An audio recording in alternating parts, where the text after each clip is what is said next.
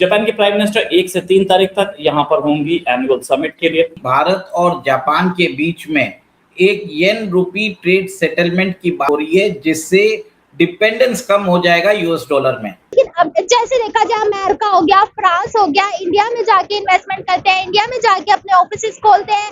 हमारे और जापान के बीच में जो बायलैटरल ट्रेड है 27.5 बिलियन डॉलर्स है।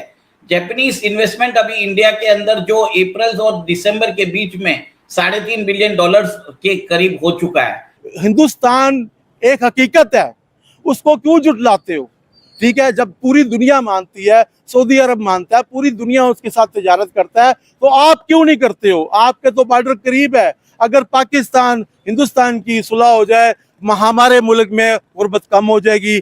जापान ने ऐलान कर दिया है कि वो इस दशक में भारत में 61 बिलियन डॉलर यानी करीब 5 लाख करोड़ रुपए का निवेश करेगा। तकेची जब आने वाली है, वो डिफेंस कॉर्पोरेशन की बात करेगी, वो semiconductor manufacturing, artificial intelligence, supply chain, additional supply chain Bharat में बनाने की बात हो रही है, जिसमें भारत, अफगानिस्तान, चीन, ईरान सब शामिल थे। पाकिस्तान वो मुल्क बन गया कि पड़ोसियों के साथ तिजारत ही नहीं है। फिर बड़ी बड़ी कंपनियों ने निकलना शुरू कर दिया। जो थर्ड लार्जेस्ट इकोनॉमी है वो है जापान और फिफ्थ लार्जेस्ट इकोनॉमी है इंडिया। दोनों मिलके अपना अगर ट्रेड सेटलमेंट रुपी और येन में करते हैं तो ये बहुत बड़ा शिफ्ट होता है डॉलर के खिलाफ। जय हिंद, जय भारत दोस्तों। रामपाल राव 45 चैनल में आपका स्वागत है।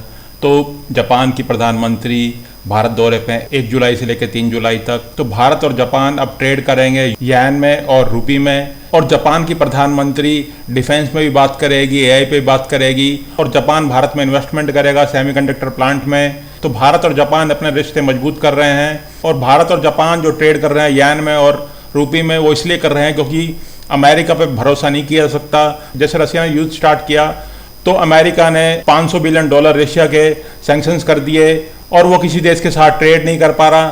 तो भारत चाह रहा है कि वो रुपी में हर देश के साथ ट्रेड करे ताकि अमेरिका की दादागिरी ना चल सके। और भारत अपना यूपीआई भी इंटरनेशनलाइज कर रहा है। जैसे भूटान हो गया, नेपाल हो गया, श्रीलंका हो गया, मालदीव हो गया, फ्रांस हो गया। और अब भारत का यूपीआई जापान में भी चलेगा। और अब जापान ज़्यादा इन्वेस्टमेंट करेगा भारत में, क्योंकि उसको ट्रांजैक्शन फीस भी नहीं देनी होगी अमेरिका को, डॉलर से कन्वर्ट करवा के यान में या डॉलर से कन्वर्ट करके रुपये में। तो इससे अमेरिका को झटका मिलेगा, मगर भारत और जापान को फायदा मिलेगा। तो इसलिए भारत और जापान अब अपने अपनी करेंसी में ट्रेड करने के लिए डील करने वाले हैं। इंडिया और जापान के बीच में एक नई इकोनॉमिक साझेदारी हो रही है और यूपीआई जो है वो इंटरनेशनलाइज हो रहा है। देखिए, अभी जो रिपोर्ट्स आ रही है जिसमें बताया जा रहा है कि भारत और जापान के बीच में एक येन रूपी ट्रेड सेटलमेंट की बात हो रही है, जिससे डिपेंडेंस कम हो जाएगा यूएस डॉलर में।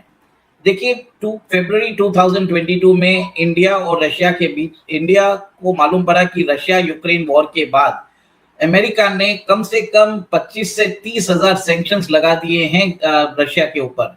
उनके 300 बिलियन डॉलर जो है वो कन्फिस्केट कर दिए हैं। उनके प्राइवेट इंडिविजुअल्स के 200 बिलियन डॉलर कन्फिस्केट कर दिए। टोटल 500 बिलियन डॉलर अमेरिका ने कन्फिस्केट कर दिया है और रूस को ग्लोबल जो डॉलर डोमिनेटेड आर्किटेक्चर से बाहर निकाल दिया। मतलब अभी रशिया किसी से भी ट्रेड नहीं कर सकता क्योंकि उसको स्विफ्ट सिस्टम से हटा दिया गया। उसके बाद भारत को समझ में आया कि हमें एक ऐसा सिस्टम निकालना पड़ेगा जिसके अंदर हम रुपए के अंदर ट्रेड कर सकते हैं। इसके लिए जुलाई 2022 में आरबीआई ने एक नया फ्रेमवर्क लेके आए, जिसमें वो बोल रहे थे कि इंडिया के एक्सपोर्टर्स और इंपोर्टर्स दोनों जो है ट्रेड सेटलमेंट डॉलर के बजाय रुपी में कर सकते हैं।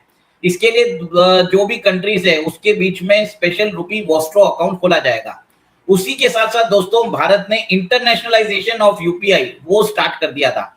जो सबसे पहला कंट्री इसको मानने वाला था भूटान, फिर Nepal, Singapore, United Arab Emirates, France, Mauritius, Sri Lanka, Qatar, Cambodia और ग्रीस। इनके साथ हमारा जो यूपीआई है वो ऑलरेडी चल रहा है। इसके अलावा भारत ने कम से कम 24 कंट्रीज के साथ यूपीआई का फ्रेमवर्क, जो हमारा जो डिजिटल पब्लिक इंफ्रास्ट्रक्चर है यूपीआई, और उनके फ्रेमवर्क को इंटीग्रेशन का काम चल रहा है।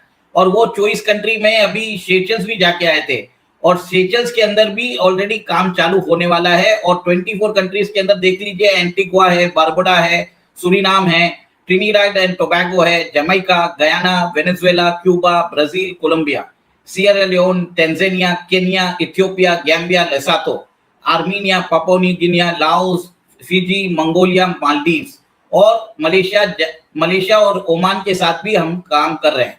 देखिए दोस्तों, सबसे बड़ी बात ये है कि भारत की जो संस्था है वो एनपीसीआई इंटरनेशनल पेमेंट्स लिमिटेड, वो वहां की कंट्रीज के साथ मिलके एक तरह से हमारा यूपीआई और उनके यूपीआई को इंटीग्रेट कर रही है, जिसके कारण क्रॉस बॉर्डर रेमिटेंसेस जो हैं एक तरह से चालू हो सकते हैं।